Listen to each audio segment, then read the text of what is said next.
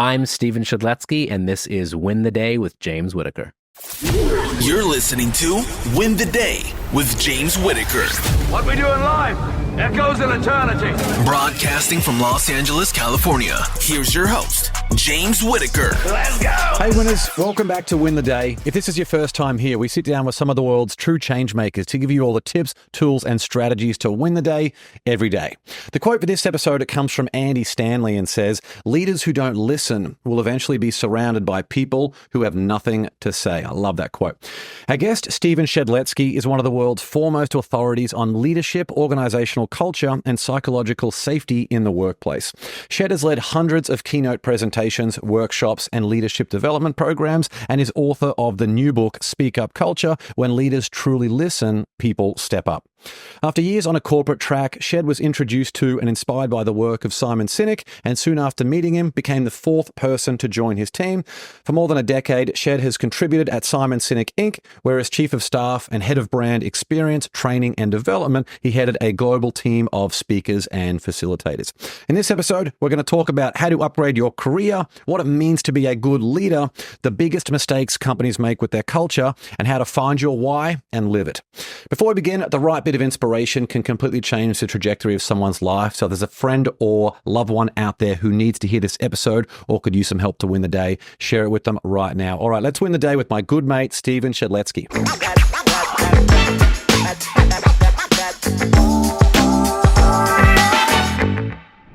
Shed, great to see you. Thanks so much for coming on the show. Such a joy to be here. Let's win the podcast. Yes, exactly. So doing a bit of digging into your background, I found out that your grandfather was a Holocaust survivor, which is just, a crazy time, obviously, in history that I imagine shaped a lot of the conversations and beliefs that happened in your household. So can you share a little bit about his story and how that perhaps shaped your mindset growing up?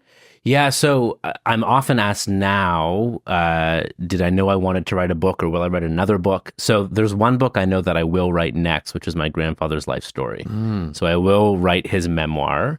And his story of survival is so interesting because he was an entrepreneur and he happened in some way to survive the Holocaust on his own terms. So he was drafted to the Polish army in 1937, fought in 1939 when Germany invaded Poland. And that war, Germany took over Poland in a matter of days. And then he was in a prisoner of war camp and sort of hid his Jewish identity for 2 years, and then was asked by a more senior ranking officer if he wanted to escape that prison. And they did. And he walked home at night only for close to 2 months, went back to his little town, married his childhood sweetheart, my grandmother Eva, who refused to give him up for dead. And then they started to move the Jews in his town into either working camps or a larger ghetto. And he, at that point, had a very close relationship, knew what it meant to be an SS guard. And so, there was sort of this aura of, we're taking you to a better place, of which he knew we're not going to a better place. And so he then gathered a small group of 7, which by the end of the war became 5, and led them in hiding, and went from one barn to cornfield, at first with permission from those farmers. Because he was a butcher, he knew all those farmers. And as the war went on, it became harder and harder, but he survived, and he survived sort of on his own terms. And so he was a heroine. He led a small group into surviving. He had to give away his firstborn because you can't hide with a baby. And so, yeah, his story hugely inspired me. And in fact, when I was sort of toiling at my first ever corporate job, being like, what the heck am I doing? I remember thinking, what was my grandfather doing at this point in his life? And the answer was he was training in the Polish army to go fight the Germans. But I felt so connected to all of what he had to sacrifice to give me and my dad and his brother and our family a shot of having a good life in Canada growing up. And I went, I have to do everything in my power to honor his legacy. And so when I ended up quitting corporate altogether. The first call I got was from him saying, "What the hell are you doing? Do you realize how much I sacrificed to give you a quality of life?" And I went, Zadie, we called him Zadie Ben. I said, "Zadie, I'm doing this because of you. I'm following in your footsteps. You were an entrepreneur through and through. You only worked for someone for 6 months of your life. If it wasn't, you were always an entrepreneur. I'm following in your footsteps." And that sort of shut him up real quick. And he said, "Fine, just don't sell drugs." And I'm very happy to report I've yet to sell drugs. So yeah, a huge influence on me. Yeah, a little bit of perspective. If you're ever struggling for gratitude, you hear stories like that. And what about, you've got young children as well. Do they know that story, or are they too young? I speak a lot about him. They don't yet know. So my eldest is 8, my youngest is 5. So we haven't yet spoken about or taught them about the Holocaust, but we will. And especially considering what's going on in the world now. I mean, there's huge rises of anti-Semitism, and it's really important for them to know about that. So yeah, we haven't shared the intimate details of everything yet, but they know that he fought and survived in a war. But yeah, we will tell them. And as I write that book, which is a working title, is Book of Ben, they will definitely hear that story. Yeah, is it challenging for you to think about that sort of stage in history that your family was quite intimately involved in, with just, it must seem like this paradise that our kids are raised in so many ways today compared to what life was like for some of those people in that era? Yes, totally. And, I think there was a good period of history in the American history where anti-Semitism was an idea. And I rationally understood it, and I rationally knew that my family, in particular, my grandparents, went through it. But now it's very back and in the forefront. And so I view it as a responsibility. I fully admit I wrote a philosophy book disguised as a business book.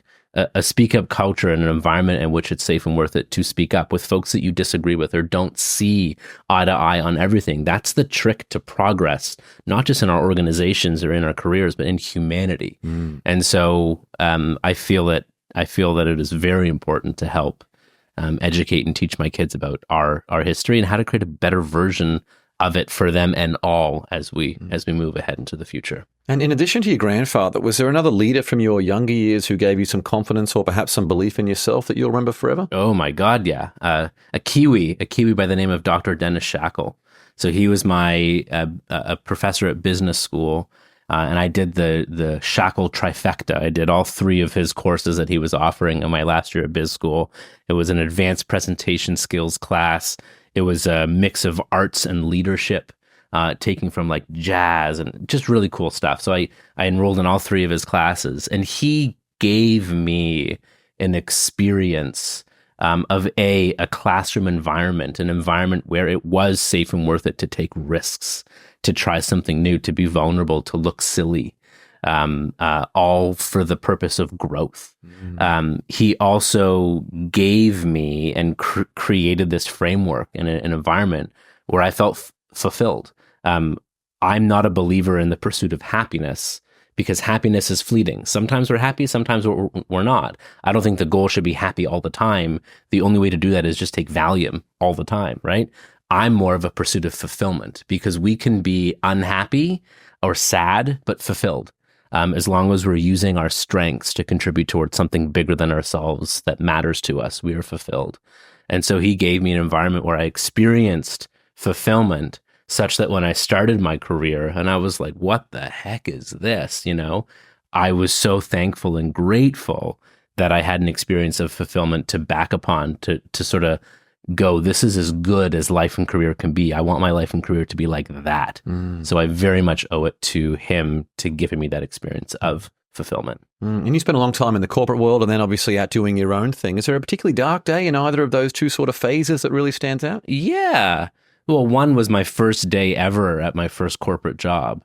So I graduated biz school. I had some odd jobs at summer camp, internship, things like that. But my first day on my first ever corporate job, 1,000 people were let go post-merger. And so I was walking in as many more people were walking out, boxes in hand. And I remember very clearly the woman who was a 37-year veteran of the company in the cubicle next to me, just sitting on pins, waiting for her pink slip to arrive next. And the impact not only on her work productivity, but her health and well-being and her fear was huge. So that sort of tumultuous environment that I stepped into, I will never forget that. And I'll remember the impact of leaders, their behavior, and the culture on her work performance and productivity and her health and well-being. You must have felt like you were at the wrong address when you turn up and everyone's walking out. Like, what's happened here? Yeah, it was totally disorienting. And I'm very grateful it was my first job and not a job that I had been in for decades. You know? But yeah, that was very interesting. Yeah, interesting way to start your career. Yeah. And your book, Speak Up Culture, is a fantastic read. Congrats on that. Thank you. What's the problem you wanted to solve with your new book, and who do you want someone to be once they've finished reading it? Ooh, I love that. So the problem I want to solve is, most of our experience of leaders is not great. Leaders, for the most part, when we say that, our initial sort of thought is, that sucks. And I want leadership and leaders to suck less. And so I wrote this book around how leaders can behave in a way that makes it safe and worth it for folks to speak up. And speak up sharing their ideas to make things work better, share feedback to help one another grow. And the purpose of feedback is in those first 4 letters, feed. It's not called knock down back, it's called feedback. And happy to speak more about what good feedback looks like. Share our concerns before they become ethical or safety or whatever issues, smoke before it becomes fire. Disagree, a good telltale sign of a speak up culture and psychological safety is, can we debate? Can I actually push back, or can we disagree? Do we disagree and debate well? It's not, do we get along and agree upon all the things all the time, but do we have the healthy conflict tension conversations to get to the best idea? And to even admit mistake and say, I messed that up. We have to learn from it. Let's make sure that doesn't happen again.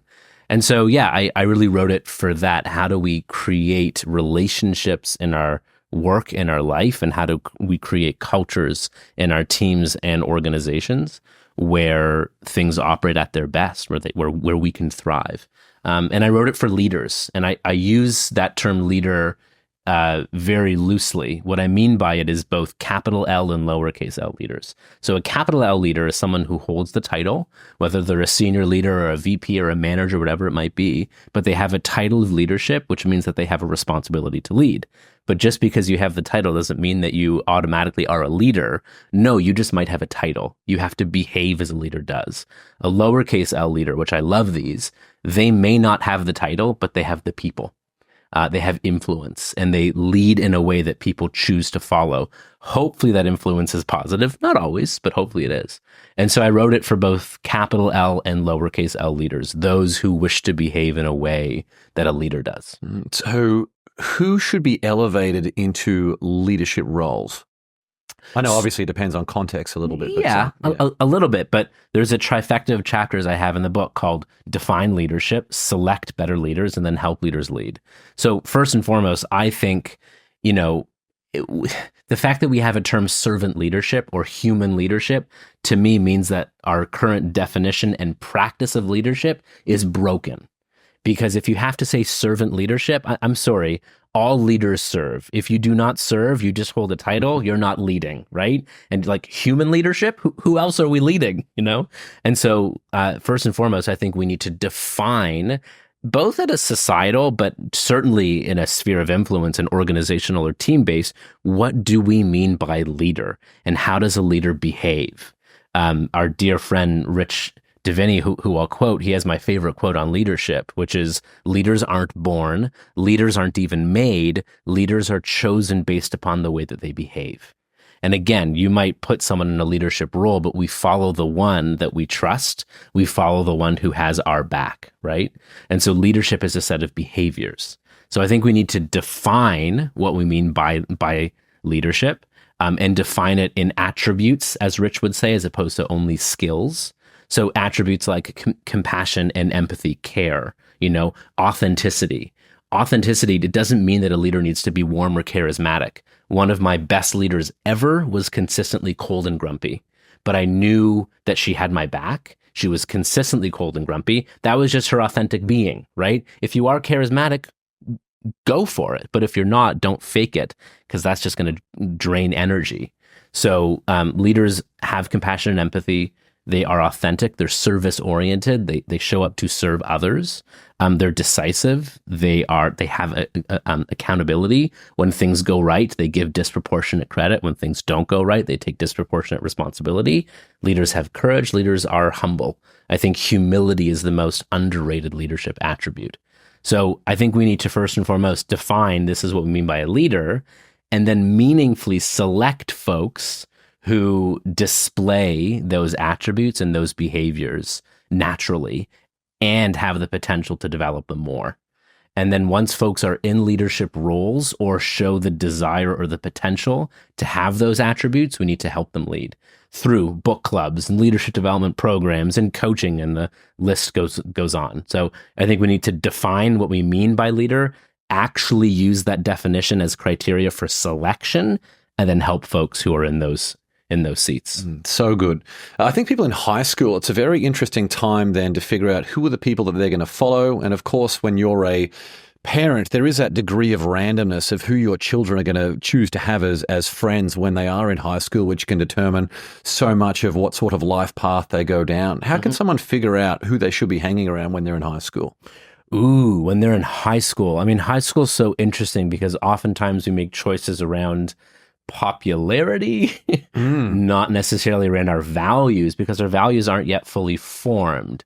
So, I mean, I think we can ask ourselves, am I going to feel proud after this? And do I want to be here? Like, check in with yourself around, feeling is definitely an internal compass. But yeah, I mean, I know that there are people that I hung out with in high school that I wouldn't be friends with now, or I'm not friends with now. But, there's a degree to which we all do stuff when we're in high school that we look back and we're like, oh my God, what was I thinking? And I think that's part so much like Dan Pink with his book around regret. Regret is a great litmus test for our values. That if we look back on things and we go, I shouldn't have done that, or I regret doing that, or I regret even thinking that, that's a great litmus test to be, well, if there's regret, there's a value being pushed there. So, I think so much of high school is experimentation and learning. And hopefully, just because you're friends with someone when you're 17 or 18 doesn't mean you have to be friends with them when you're 25 or 30. Yeah. Oh, that's great. Now, I feel like we should accelerate the date at which we get someone really clear on who they are and where they want to go. If you're aware of what your values are, like I know that my core values are connection, growth, and integrity. So if I'm thinking about something that I haven't done, those values nag away at me until I go and make that action, which can feel uncomfortable, but it means I'm living in alignment. But I never had those conversations as far as I recall when I was young. It took me so long to have that awareness and obviously mentorship and everything else. So I would love just to have conversations with young people to be like, let's get you clear on what your values are and what do you want out of your life, and then just see how that can sort of dictate, rather than this illusion of the people who have the perception of being the cool ones that we want, or the loud ones that we want to naturally follow those people. Yeah. Who, life is a marathon, not a sprint. And some people take a lot longer to bloom. And, you got to be in it for the long haul. Yeah. There's two things that come to mind there. One is, Riz, which all the kids talk about. And then the other is I'm a real believer in just experience whatever you can, as well as go for the gap year if you can afford it. So one is, Riz, all the kids talk about, they've got the Riz. I'm here to tell you, charisma can be great, but it can also be dangerous, because folks who are narcissistic are typically charismatic. So I think we need to be really careful in society of putting sort of barriers or limiters on how much we are rewarding or promoting charisma, because it can be valuable, but it can also be destructive, because charisma alone can rally or sell something, but it doesn't mean that what's behind it has substance. So careful of Riz. The other is, I'm not so much a believer in a dream job. Like when someone gets out of high school or college and like, I'm going to get my dream job. It's like, really? Like, you'll be in a job maybe for 2 to 5 years. You'll get a different job, whether within the same organization or a different one. Like career paths aren't linear. And so I'm a big believer of just absent of knowing exactly what you want to do, just do something. Make the next best right choice as opposed to waiting for the perfect job. Just do the or a job, learn, apply those learnings, get the next best job, right? And as well, I'm good with, if you can afford it, take a gap year, push it off, like do whatever you can to get as much experience to learn the most about yourself, such that you have those values as direction, as a compass to help you make the best next right decision. So good. What does the quote mean to you? I know it's the quote that kicked off your book, which is so great, from Andy Stanley. Leaders who don't listen will eventually be surrounded by people who have nothing to say. What does that mean to you? It's a brilliant quote. So listening is a skill. The reason I included the word truly in the subtitle of the book, when leaders truly listen, people step up. My editor said, you don't need that word. It doesn't add any more meaning. And I went, no, it does. Because listening is a skill. You can be a really good listener, use what you get through active listening to manipulate or use it against someone. That's good listening, but it wasn't with compassion and empathy and judgment or non-judgmental or keeping it confidential, whatever it might be. So I'm a big believer of combining the skill of listening with the attributes of compassion and empathy. The quote is, if you are a leader who shows up and doesn't value the voice of your people, or doesn't listen, or doesn't get from people's ideas, or shuts down people when they offer feedback or ideas, your folks might have something to say. They're just not going to say it to you. They might say it to each other, but they won't bring it up the chain. And so, yeah, if you were a leader who doesn't create the environment where it's safe and worth it to speak up, you're going to lose out. You're not going to win the day. You're going to lose out on the opportunity to gain the most from your people, from their ideas, from their concerns, from their feedback, from all the things. And something else I've heard you say before, the more senior you get, the further you get from the truth. I think that's such a good way. So how do you recommend leaders keep in touch with what's really going on in the trenches of their business and what customers and clients are saying? Yes. So the more senior one gets, the further away they get from the truth. This is actually biological, because when someone is in a position of authority, we are biologically wired to offer them deference. Like, let's say Steven Spielberg just walked into the studio. We'd say, hello, sir. Like, amazing to meet you. Can I hold your bag for you? Like, we're biologically wired to offer those who have higher rank in an organization or society deference, even if we talk smack behind their back, right? As soon as they walk into the room, it's kind of very, very different. So leaders have to know that the more senior you get, your whisper is a shout and your tiptoes are stomps. Everyone's listening to your every move and following your every move and word. And so you have to know that you have a disproportionate influence on the people around you. And you have to work especially hard at encouraging folks to speak up and rewarding them when they do, and work especially hard on hearing and gaining truth, and rewarding it when it shows up, especially if it's bad news or hard to hear. There's the sort of famous saying of bad news never gets better with time. So as a leader, when you get and hear truth, or if it triggers you, it probably means it's true. And I'm saying probably to mean to be nice. It's true. You must reward.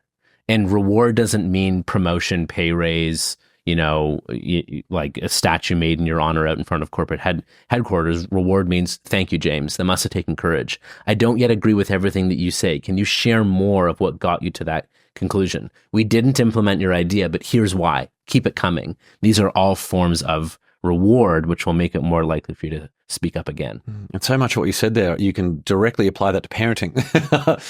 In many ways too. Yes. Yeah. I mean, when your kid admits fault, when your kid says, I messed up, you have to reward them saying, I've said, thank you for telling me. Thank you for being honest. I've said to my kids, you will get in more trouble if you lie. Just be real about what happened. Right. Yeah. How do you catch people doing the right things, even if something went wrong first? Yeah, I say to my kids, or my daughter anyway, because she's old enough to hear it, but you'll never get in trouble for telling me the truth. I just want to be kept in the loop. If there's something you feel like I could know, if I don't know about it and it's something potentially significant, then you could obviously lead to something a lot of trouble. Yeah. I like to say, because I'm not sure if I can stand behind the statement, you'll never get in trouble if you tell me the truth. And you're also further along the parenting journey than me as well. Yeah. So I think I'll say you'll whatever happened, I can promise you that you'll only get in more trouble if you don't tell me the truth. Yeah. Let's just at least be real on what's happened, and then we can deal with it from there. Yeah. Sounds You'll like only a good move. you only dig a further hole. Just be real. Yeah. We'll be back with the show shortly. I've got a quick question for you. Are you living up to your potential? It's a question that shapes your family, your business, and your overall happiness every single day. That's why I'm excited to introduce the Win the Day quiz. Head over to winthedayquiz.com right now, answer a few thought-provoking questions, and you'll instantly discover how well you're performing relative to your true potential. And here's the exciting part for our Win the Day family. As a fan of the show, you'll receive a personalized and absolutely free action plan to help you win the day every day. Now, just imagine how transformational the results will be when you consistently show up as the best version of yourself in every aspect of your life. Don't miss out. Take the Win the Day quiz now by visiting winthedayquiz.com or click the link in the show notes. All right, let's get back to the show. Jim Collins, amazing author, has done a lot of great work with business as well, books like Good to Great. He often talks about this idea of having the right people on the bus. Do you think organizations need to focus on getting the right people on the bus first, or should they go straight into upgrading the culture of their business with the people they already have? I think the answer is yes. So I don't think it's linear, and I think it's contextual. So, in the book, I use the analogy of a pickle jar for culture. So culture is very much the brine in the pickle jar. I believe a little bit less on the right people. I believe a little bit more on what's the bus. Mm-hmm. Because you can get seemingly right people onto the bus, but if the culture of the bus is toxic, or talk about DEI, there's tons of initiatives around get the right folks on the bus. But if the bus isn't prepared to have an environment where diversity is celebrated, where we include people, where challenging ideas are actually met with curiosity, you can bring all of the right people on the bus. But if the bus isn't ready, good luck. So I think it's both. And, leaning into, again, Rich Diviney's work with attributes. How do you hire folks for attributes that will add to a culture and add to a team, I think is so fundamental here. Yeah. But yeah, I would probably say, hey, more important to get the bus right than get right people aboard a bus that's broken. Yeah, if the bus needs to go in for a service, it's yes, not a good time. Yeah, and the analogy with a pickle jar is you can take a world-class cucumber, put it in some awful pickle brine, and you get a bad pickle. You can't blame the cucumber. You have to examine the brine that it's in. And the good news about human beings is, unlike a pickle, we can re-ferment. So if you take us and put us in a better environment or a worse environment, we'll either perform better or perform worse. So much of culture is minding the brine that we're in. What's the worst example of organizational culture you've seen? Is there anyone that stands out where you're just like, wow, this company, obviously you don't need to name the company, but you're like, wow, this is just on fire for these reasons? I think anytime there's a great gap and disparity between what is said and what is done. So I think Boeing is a really topical and good example of this, where they're now saying a lot of the right things, but there's a history and a culture that has rewarded profit, shareholder value, and performance and speed over safety, employee health, and well-being for so long. I've read a news headline that, soon to be former CEO Dave Calhoun now encourages and rewards folks for speaking up, to which my response is at least 10 years too late. Right. So, there's a significant overhaul that needs to happen at that organization in particular. When I think of culture, you need 3 gears that all need to work and move to have a culture shift or a culture thrive. And those are mindset, actions, and systems. You need all 3, right? You can play with them a little bit. So mindset, I'll take from good old Kinky Boots, a Broadway production of Kinky Boots. You can change your world when you change your mind, right? But I can't just say, James, change your mind. No, that's a transformation. You need to have some sort of experience where you go, I now know that to be true, and that will change the way I view the world. And if it changes the way I view the world, it might change how I act or behave in the world. So that's one, mindset. The next gear is actions.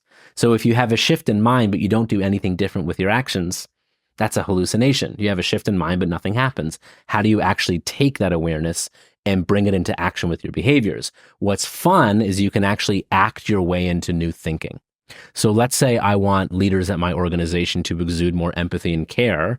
I can't just say, hey, tomorrow, more empathy and care, please. It's like, I don't know how to do that, nor have I bought into the notion that that's worth it. But I could equip you with a script and some training. So I could say, okay, James, you have to meet one-on-one with all of your direct reports for 30 minutes every week. If you skip a week, that's fine, but you can't skip 2. And when you meet with your employees, you have to ask them, how are you? They will likely say good or fine. And then you must follow up with the next question. No, how are you really doing? And then zip it and give space for them to share and build in this ritual of how are you really doing? What's going on in your world, both at work and at home? That's impacting how you show up at work today. It's my responsibility and job as your leader to know that and consider that as we're doing our day-to-day and week-to-week here. So you can actually equip folks with a script or a set of actions that has them act their way into care, connection, empathy, because it's pretty powerful stuff. The last is systems. So if you get mindset right or actions right, or you act your way into new thinking or mindsets, you still need systems. And systems are, how do we compensate folks? Systems are payroll systems. Systems are culture as well. If you put a good person in a bad system or environment, the system or environment will prevail every time. It's like working with a sales team who says, we value collaboration, and our sales folks are compensated 100% on commission. Do you see how that's not going to work? That'll work in good times, but if the going gets tough, they'll all look out for numero uno, and I can't blame them.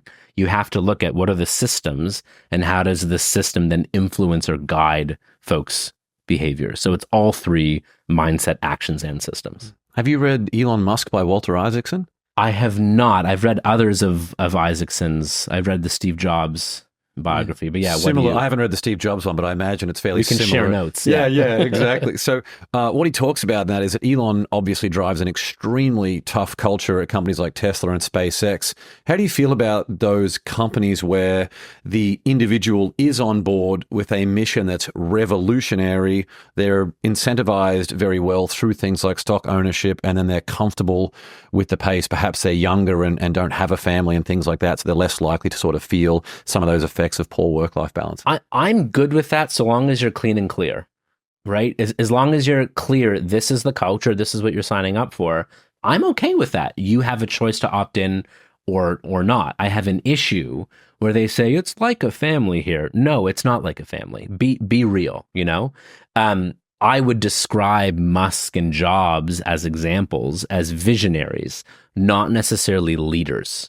And I think we mix being visionary can be helpful in creating revolutionary change, but just because you're a visionary does not automatically mean that you behave as a leader. I think all leaders devote themselves to a vision. You don't need to be a visionary to be a leader. And just because you're a visionary doesn't mean you're a leader. You can lead as a leader does, follow a vision. I think it's compelling if you're both visionary and a leader and behave as a leader. But I think we jumble, we put, visionary leader. Well, no, are they a visionary? Are they a leader? Or are they both a visionary and a leader? I would put Musk and Jobs as visionaries, not necessarily leaders. And folks who work with Jobs said that he wasn't nurturing. He was pretty cutthroat. He was ridiculous in what he wanted and the timelines that he wanted it in. But the folks that worked close with him said, we went on the ride of our lives. We weren't treated necessarily well, but we were driven, we were pushed, and we accomplished great things. So my hope is that I don't think that's the only way to drive bold, great change. And the little company that I lead, I strive to be have a bit of vision as well as behave as a leader does. Which still means that we have accountability and deadlines. It still means that we have big goals rooted in our purpose and our values. But yeah, I don't think we need to be cutthroat hard asses to create revolutionary change. I think we can both be visionary and leaders, or just leaders and follow some sort of vision. And you mentioned feedback earlier. What are the biggest mistakes people make with feedback, and how can someone give good feedback? Yeah, so my favorite equation on feedback, I learned it at the Chapman Institute at Barry Waymiller. So they're a good traditional American manufacturing company, and they believe in truly human leadership. So they train their people on how to be the best humans possible. Really cool. I took a tour of one of their facilities in Phillips, Wisconsin, and the general manager of their plant knew everyone by name, went over to someone who just lost their golden retriever dog at 13 years old and said, "How are you?" You know, he admitted himself, this general manager, that his family went through a hardship, had a daughter in high school who went through some really hard times, and said, "I wouldn't be here if it weren't for the community at work here." Like, really cool, powerful stuff. So one of the things that they teach all of their people, and they now offer it as an external training as well, is what does good feedback look like? And the formula is FBI, which is fun to say. And it stands for feeling, behavior, impact. So there is such a thing as bad feedback. I could say, "James, great job today." That's meaningless feedback. Like, okay, cool. Shed thinks I did great. I have no idea how I behaved to earn such accolades of great job. Or I could say, "James, I feel so engaged and so bought in because of the way that you prepared, the friendship that we've formed leading up to this show. The impact is, if you tell me to jump through a brick wall, I will. Like, I got your back, man. Thank you. Great job." That's way better than great job. Similarly, I'm just making this up now, but I could say, "You're lazy." That wouldn't go well. Trigger back up, right? Or I could say, "Hey, James, I feel let down when you were late to 3 meetings last week. And the impact is, I'm not sure we can trust you with what's on your plate. What's going on? This isn't like you," right? That extra sort of open-ended question. And the biggest watch out, I would say, especially for someone who's more senior, is to know that though your feedback should be based upon factual events, that's the behavior piece, your feedback isn't indeed fact, it's opinion. And the purpose of feedback is to start dialogue. For me to say, "This is my experience, what's yours?" I had a leader who used the FBI, but there was no room for my experience. It was kind of like, "Here's what you've done to disappoint me lately." And it's like, great, can I have any like feedback back to you on my experience of what's going on as well? You're like, I hear that enough in the home. Yeah. It's just like, no, you just got to eat it. So that's why I have chapter 9 is feedback is a dish best served, not just shared. I literally keep a Post-it note on my desk at home. How many times have I given feedback this week? How many times have I received feedback this week? And if I only give it out and I'm not receiving it or asking for it, you need to balance that out. Because if you only dish it but don't taste it, you might never find out that your dish actually stinks. So it's both. And when you're obtaining feedback from people, I see so many people leading them into an optimistic answer where they say something like, "This is good, isn't it?" And actually, I actually do with the things that you and I have been talking about before we recorded today, when I'm like, "Please just destroy this as much as you can. Give me as much feedback specifically as possible on how to improve this," rather than, someone coming back, "Great job," where there's no real help or shift that you can make from that. Yeah. That's why it's both of us are speakers. There's nothing better than going to give a talk at a conference and having another speaker in the room. So I did this recently. And I had a friend who was emceeing an event and I was giving a keynote and he gave me the best feedback ever. So yeah, and are you asking folks whose opinion you really respect and will make you and your ideas better? So yeah, I think there's feedback and gaining feedback on your work and stuff to make it better. There's also interpersonal feedback to help one another grow and form tighter relationships and communicate better as well. Is there anything else you want to add in terms of encouraging and rewarding people with the right behaviors? Yeah. So in our cultures, we get the behavior that we reward, we get the behavior that we enable and tolerate. And so When we're, the purpose of organizational values is to know what they look like in our behavior, catch folks doing the right thing, and say more of that. And if folks behave outside of those, then how are we having meaningful FBI and feedback conversations to say, hey, that's not who we are at our best. Let's have a conversation around that and what's going on there. And so, it encourages, how do we create the condition where folks feel and know that their voice is encouraged? My favorite example of this is Ben Berman. Ben Berman's an aviation expert. I think he still flies for United to this day. And he's now the most senior pilot on any flight that he flies on. And he says every single time, I've never flown a perfect flight, and today's no exception. I need to know what you see. He says that to his crew every single time. That's like a surgeon saying, don't call me doctor, call me Frank or Muhammad or Nancy. And I need to know what you see so that we make this as successful as possible. Then reward is like, all right, I'll take the bait. I'll speak up. I'll open up the ropes to that boxing ring and step in. If you say the thing, you share an idea, you give feedback, you raise a concern, you disagree, you admit a mistake. Are you actually rewarded versus are you repeatedly ignored or are you punished? If you're repeatedly ignored or punished, you bring to life the Andy Stanley quote of leaders who don't listen eventually are surrounded with people with nothing to say. If you actually reward folks for bringing up hard things, bad news, you'll keep hearing it. You'll hear their best ideas. You'll also hear their concerns before they become issues. So good. For people who have an existing organizational culture, they want to make some changes. Are there any specific questions that they can use to be able to initiate some of the conversations that could take place to start the ball rolling in some of these areas? I think first and foremost, use the work you've already done. So if you have organizational values, lean into those, particularly if you feel that they're valuable. If you don't, you can just say, hey, here's how I want our work to be. And then good old continue, stop, start. So, okay, if this is our vision, if this is how we want this team to operate at its best, do we agree on that? What are the things that we're doing that are bringing that to life that we should double down on and keep doing? What are the things that are violations that we should stop doing? Let's be careful not to attack people, but to attack ideas or to attack behavior. And what are the things that we should start? And if you want to do some sort of anonymous thing as well, fine. If given the choice between no feedback and anonymous feedback, I'd rather anonymous feedback. Even stronger if people feel safe and that it's worth it to stand behind the feedback they would give. Like oftentimes I hear in military, there's a form around peer feedback and there's no place to write your name. But in the military, they all go like, Stephen, like it's my feedback. I'm willing to stand behind it. That's the culture that they have.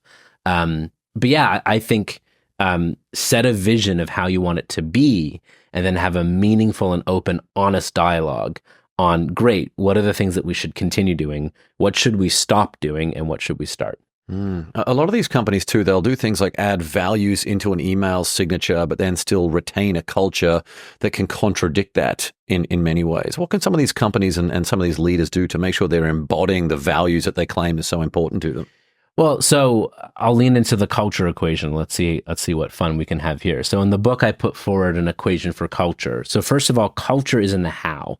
It's how we behave, how we treat each other, how work gets done, right? It's in behavior.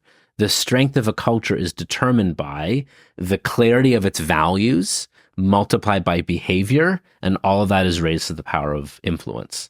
So the purpose of your values is not just to put them up on screensavers or on walls. That's just decoration. The purpose of our values is to live them. And so the strength of a culture is, what are our values? Do we know what they are in behavior? And then do we actually behave them? So a fun example of this is Enron had values. They were respect, communication, integrity, and excellence. Meaningless, right? Do me a favor, more excellence for the rest of the day, please. Like, aye. Like, what does that mean? I'm not saying that all of Enron's problems would have been solved if they actually operationalized their values, but if I said to you, hey, instead of excellence, I said, James, do more of your best work. ooh, now we're talking. That means I should understand my strengths, amplify them. I should understand my weaknesses or limitations, safeguard those, share those vulnerably with my team, delegate, lean in, form a team. That's like 6 behaviors under transforming excellence to do more of your best work, right? So your values, you should understand what they look like in behavior. That's why I'm a fan of articulating values as verbs or action phrases. And then it's values multiplied by behavior. So anything multiplied by a 0 is 0.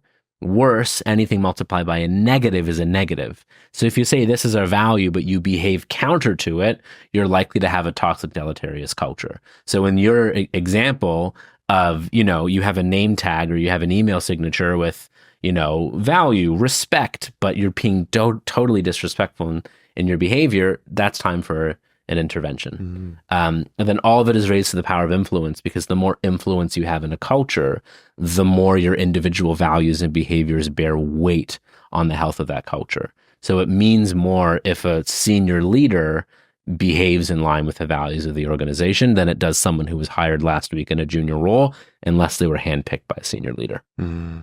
And I love the way that you're open about the family values that you have in your book as well. I think it's something really interesting to share. Thank you. Is there anything you want to add in terms of what questions a good leader would ask? In terms of what? For culture or? In terms of creating empathy with the people around them. Yeah, so empathy. So first and foremost, there's more than one type of empathy. There's emotional empathy, which literally means the emotions that you're having because of this experience, I can tap into those emotions. There's also cognitive empathy. Cognitive empathy is I can't fully appreciate how you feel. As an example, if I'm working with someone who's coming back from a maternity leave, I don't I'm a man, I got kids, I had a front row seat to watching my wife go back to work, but it's not the same. I can have cognitive empathy, but I may not be able to have emotional empathy. And I think that's important. The whole value or what empathy is being able to relate to someone's experience, whether in their shoes or not. And so questions like, how is this experience for you? What matters to you? I think, again, another underrated leadership superpower is curiosity, which is the ability to ask open-ended questions to understand somebody else's experience. So curiosity and open-ended questions, I think, is a gateway to empathy. So whatever open-ended question is relevant to get you to understand somebody else's experience, that will drive empathy and connection. So what's that like for you? Tell me more. What's your experience of that? What matters to you here? We'll all get empathy so long as you actually listen to what's being shared and don't just think of the next question to ask. And when the studies show that your relationship with your boss has the same level of impact that it does with your spouse, the times when people feel crazy stressed, work has a massive role to play in that. For someone who is working and they're not the manager, so they have a manager or a leader of their team and they're in the team, how proactive should they be at confronting that manager or their boss and saying, look, here is the culture that I expect to be part of? Or is it better for them to perhaps go and seek a new role with a boss that might have the attributes that they're looking for? Yeah, I think, again, it depends and it's context-based. So hopefully you have a relationship where you feel that you can have that open dialogue with a boss. So again, the matrix for a speak-up culture is it safe and is it worth it? So if it's safe but not worth it, that's like going to a dry well. How many times do you go back to a dry well before you're like, forget it, right? When you have, it isn't safe, so it's dangerous and it isn't worth it, so there's more likely to be apathy or futility, that's an unhappy marriage between, danger and fear and apathy and futility. That's when we get quiet quitting or great resignation. So I think yes, hopefully you can develop a relationship where you can design with a boss how it can work for the best for everyone. There's sort of a perfect Venn diagram of good for me, good for the team, good for the organization. If you attempt or you don't believe it'll go well, you can look for another. But I think so often we don't speak up with a perception or a fear that it's not going to go well, but we haven't tried. So what's a modest, reasonable test? Like what's like the lowest bar thing you can try and speak up about and just see how it goes, and then level up and then level up and then level up. One of my favorite things to do in a coaching conversation with a client is like get them to say, like, in your wildest dreams, if you could speak up and give them your honest feedback, what would you say? And then whatever they say, I write it down, because it's always the thing they need to say. And if you say, can you repeat that? They're like, I don't know what I just said, because it comes from their limbic brain, right? But you show it back to them, and then you say, great, how can we create the condition for you to have that conversation? Because that's what's going to move the dial. So I think we have to take modest, reasonable tests and try it out, because if we don't, we can't just point our fingers and blame. We have to take a look at ourselves and what are we doing to actually have the courage to speak up and strive to create the conditions that we want to create. The fun thing is that if we speak up and it doesn't go well, true colors are revealed. So I'm always a big believer in have the conversation. And if it doesn't go well, that's just an indication that, well, you at least tried and you've built that muscle so you can keep having it again with that person or another. A lot of people, especially in the corporate world, can feel a little rudderless at times, like they're not living with purpose or with intention. How do you feel that people should go about finding out what their why is, or perhaps injecting a little bit more purpose into their day-to-day? Yeah, so I had the amazing honor and privilege of working with Simon Sinek for many years and learned so much from Simon, and to help develop processes to help folks find their purpose and their why. Our purpose is an origin story. It's who we are, and it comes from our past. So oftentimes people want to look forward, but I'll take from our favorite Danish theologian, Kierkegaard, who says life makes sense looking backwards, but it must be lived forwards. And so the funny thing about making sense of the present and the future is to actually look back, and to look at those experiences that you'd love to revisit, and those experiences that were joy-inducing and fulfilling, and even those experiences that weren't necessarily highs, but were more lows, and those experiences that you wouldn't want to relive, but if you're honest, you're glad that you went through them because they still revealed something about you and what you care about. And again, that moment where you can feel fulfilled, if even it's hard or sad or tough or whatever it might be. So to find your purpose, you should actually look back and sort of chart your life as a sine wave of moments that you loved and would revisit, and moments that you wouldn't revisit, but you are who you are because you went through those things. Then the key thing is you can't find your purpose by looking in the mirror. It really helps to have an objective perspective, whether that's a coach or a therapist or a friend or whatever it might be, to share those stories, but then get those themes reflected back as to the things that make you who you truly are. And we've mentioned him a few times. I want to give a big shout out to our good friend, Rich Diviney, an amazing guy. What have you learned from Rich? Like, what has your friendship with him gifted you? Oh my God, Rich is such a wonderful human being. Rich to me is probably one of the most humble, legit, real leaders ever. The quintessential moment for me is when I was working closely with Rich and something happened that I felt was counter to who he was and who his values are. And I felt safe to say, hey man, I had an experience that was counter to who I know you want to be. And he was all in. He was curious. He was humble. He took accountability. I fully get it. That's on me. We didn't change the decision. The decision was the same, but we had an honest, open, real conversation around how there was a delta for my experience and perception, and he owned it.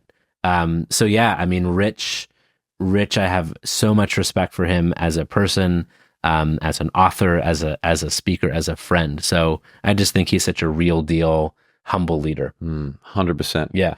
Is there anything you want to add that we haven't spoken about in terms of culture in the home? We've spoken about values, perhaps feedback, but in terms of raising children to make sure that they can be in an environment was such a big part of your book. It's a big part of the work that I do with people as well, individually and professionally. What else would you add in terms of some of the stuff that you talk about in your book and in your work for the home? Yeah. Or development of kids? Yeah. I mean, the funny thing is, oftentimes the hardest place to practice this stuff of being a great leader, of having healthy, thriving cultures, is the people that we spend the most time with, which is why I think there are so many leadership development organizations that have horrible internal cultures, and which is totally ironic. It's funny. It's totally funny. We teach what we need to know in many cases. It's like the cobbler's child doesn't have shoes. So that's why, first and foremost, I'm such a staunch advocate and striving to bring to life the work that I write about in the places that are close to me, which means with my business partner Alejandro, which means with my wife Julie and my kids. Now, does it mean I nail it all the time? Absolutely not. Because the people that you're closest to and the people that you spend the most time with, they're more likely to see the full version of you, of when you're tired and cranky and hangry and hungry and whatever it might be. And so I think the biggest thing is, how can you quickly take ownership when you mess up? The number of times when I'm sitting on the couch, the TV's on, my wife's trying to share something important to me, and I'm like, yeah. Like, I'm not listening, right? I'm not living what I preach. I need to turn off the TV, give my full utmost attention. Or if my wife's sharing something that, like, I've heard her say a zillion times before, and I'm just like, stop that. Like, that's not empathetic, and that's not what she needs. So I don't nail it all the time, but it's the awareness of, I just totally didn't eat my own dog food. How do I own up to it as quick as possible? And how do I decrease the frequency of how often I do that, right? One of my favorite stories is when my eldest daughter, eldest child, my daughter Sophie, she once said to me, "Dad, you said that you would never yell at me again." To which I said, "Soph, I don't think I'd ever agree to that, but I promise to decrease the intensity and decrease the frequency." So it's not that I think we need to be perfect, but how do we own up to it as quickly as possible and strive to get better? Because life and leadership and being human, it's not about perfection. It's about infallibility, and how do we own our infallibility and strive to be who we claim we are. And I realize in my experiences too that the kids can often give you very quick feedback, whether verbally or through their body language. Things like, my oldest daughter also called Sophie when she would say things to me like, "Why are you yelling at me?" And it's like, oh, it just breaks your heart. It's instant feedback for you to realize that there's more work to be done, as there always is for all of us. Yes, and taking a breath, taking a break is always huge. Yeah. The example I use in the book, so let's see if I can get my family values right. So it's treat people as human beings. I think there's probably one around don't take ourselves too seriously and have fun. And there's another around we can always be helper people and find helper people. The example I use is, let's say I invite someone into my house to have dinner with my family, and they're a potential client. And if this dinner goes well, I'm likely to make so much more money next year, whatever it might be. And the person comes into our home and they're on their cell phone and they talk poorly to my kids and they're totally disrespectful. Do I put the deal ahead of the well-being of my kids and family, or do I have the courage to say, "Hey, potential client, I know you just had a long day. I know you have email to catch up on, but you just totally disrespected my child with your tone of voice. That's not something that we do here. Either change your behavior or you can leave." And that's like, it isn't integrity until it costs you something. And so how do you use, your values not as a welcome mat at the front of your house that you don't live on the inside? You have to live it on the inside, especially when it's hard. That's when it matters most. In most cases, you can strengthen your bond, and they respect you more when you do put a parameter like that. They're like, "Wow, thank you so much. I wasn't aware of that." And it's actually a really good opportunity to potentially strengthen it or remove someone who's contradictory to your values out of your life forever. Yeah. Saving you a lot of heartache in the long run. Totally. And give them the gift of honest feedback, and they can go, "Thank you, you're right." Or they can make you wrong. And if they make you wrong, they're not for you right now, and that's okay. Yeah. Last question before the rocket round. On your best day, what's an affirmation that you would write on a flashcard that you could show yourself on your worst day? Ooh. I used to take bike rides with my dad when I was a kid, and there was one hill right before our house that it was a hard hill. And my dad would say to me, I think I can, I think I can, I think I can. And I think that's it. You know, we have in my daughter's room, she believed she could, so she did. I taught my son loves baseball, and he would get frustrated when I would pitch him and he couldn't hit it. And so I would say to him, Jack, say, I can hit it. Yes, I can. And so he says, I can hit it. Yes, I can. And then I pitched him and he hits a dinger or whatever. And so, you know, not always, but I often think belief can come before achievement or results. Not always. Sometimes we achieve it and then we believe it, but oftentimes belief comes first. So I think I can. Very good with emotional regulation too. I think that's a great foundation for that, to eliminate some of the buildup of that negative self-talk. Totally. Yeah. Totally.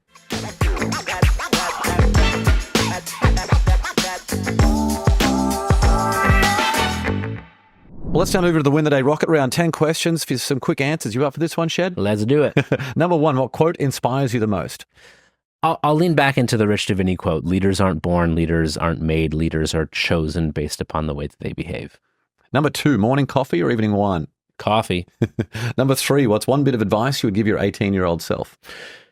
I would say that our success in life is directly correlated to the degree to which people wish to take a risk on us. So make it as easy as possible for folks to want to choose to take a risk on you.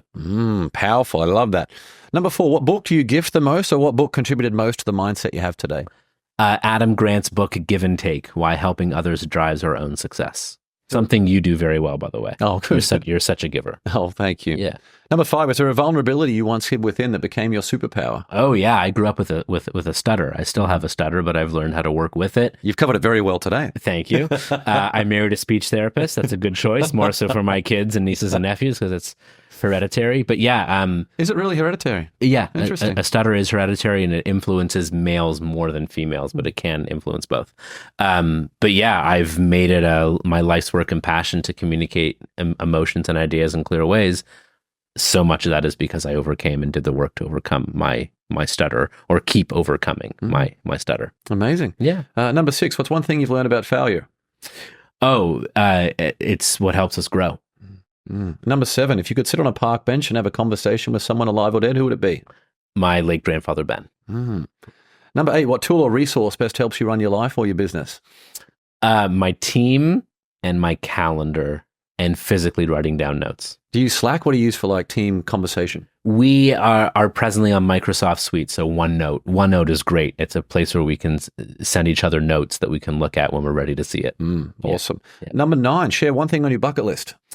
I'll share 2. One is go to your native land, Australia, New Zealand, Japan. I want to go to and hopefully with wife. Hire Shed, fly him out to Australia to come and upgrade your business. We're putting it out there. Giddy up. The other is to go to Blue Jay spring training in Dunedin, Florida, and hopefully with my family. Awesome. And final question, number 10, what's one thing you do to win the day? Find gratitude, move, write down my to-do list and cross stuff off of it. Love it. Well, there are a bunch of ways to connect with Shed, and we'll link to all of these in the show notes. You can follow him on Instagram at Shed Inspires. Visit his website, shedinspires.com, and grab a copy of his amazing new book, Speak Up Culture, on Amazon. Again, all that and more will be linked in the show notes. Thank you so much, my friend. Cheers, James. Such a joy to join you. Thanks for joining me on another episode of the Win the Day podcast. We want to hear your thoughts on what we covered today, so drop a comment on the YouTube version of this episode with your favorite takeaway, any questions you have, or what actions you'll be taking as a result of what was shared in this episode. And if you found value in the Win the Day podcast, leave a 5-star rating on Spotify and Apple Podcasts. You'll find a link to both of those in the show notes. It'll only take you a few seconds, and more ratings really helps other people discover the show so they can get the mindset upgrade they need, and we can bring more winners into the Win the Day movement. That's all for this episode. Get out there and win the day. Until next time, onwards and upwards, always.